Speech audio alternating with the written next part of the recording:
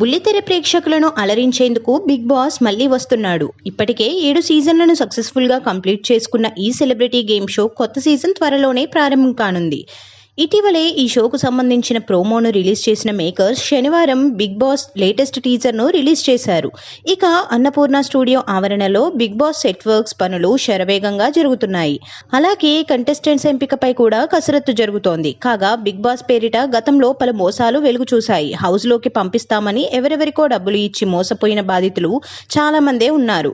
ఇప్పుడు ఇదే విషయంపై బిగ్ బాస్ మాజీ కంటెస్టెంట్ రివ్యూవర్ ఆదిరెడ్డి సంచలన వ్యాఖ్యలు చేశాడు. అదే సమయంలో ఎవరు ఈ ట్రాప్ లో పడొద్దంటూ అందరినీ హెచ్చరించాడు. గతంలో బిగ్ బాస్ హౌస్ లోకి కంటెస్టెంట్ గా అడుగుపెట్టిన ఆదిరెడ్డి ఆ తర్వాత బిగ్ బాస్ షోపై రివ్యూలు, విశ్లేషణలు అందిస్తున్నాడు. ఇప్పుడు బిగ్ బాస్ తెలుగు సీజన్ 8 వీడియోలు కూడా మొదలుపెట్టాడు.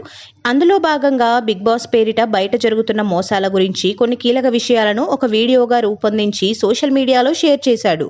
ప్రస్తుతం ఈ వీడియో సామాజిక మాధ్యమాల్లో వైరల్ గా మారింది.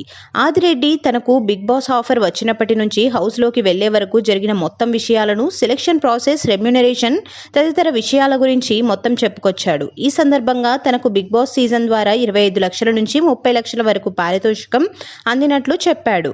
నాకు బిగ్ బాస్ కు సంబంధించిన ఒక వ్యక్తి ఫోన్ చేశాడు. మీకు బిగ్ బాస్ కి రావాలని ఆసక్తి ఉందా అని అడిగాడు. నాకు ఇంట్రెస్ట్ ఉంది అని చెప్పిన తర్వాత అధికారిక వెబ్సైట్ నుంచి మెయిల్ పంపి కొన్ని వివరాలు అడిగారు. ఆ తర్వాత నాకు జూమ్ కాల్ ద్వారా ఇంటర్వ్యూ జరిగింది. తర్వాత రెమ్యునరేషన్ వివరాలు చర్చిస్తారు. హెల్త్ చెకప్స్ తర్వాత మెయిన్ ఇంటర్వ్యూ కూడా జరిగింది. ఏవీలు, డాన్స్ షూట్స్ అన్నీ అయిన తర్వాత హౌస్లోకి పంపుతారు.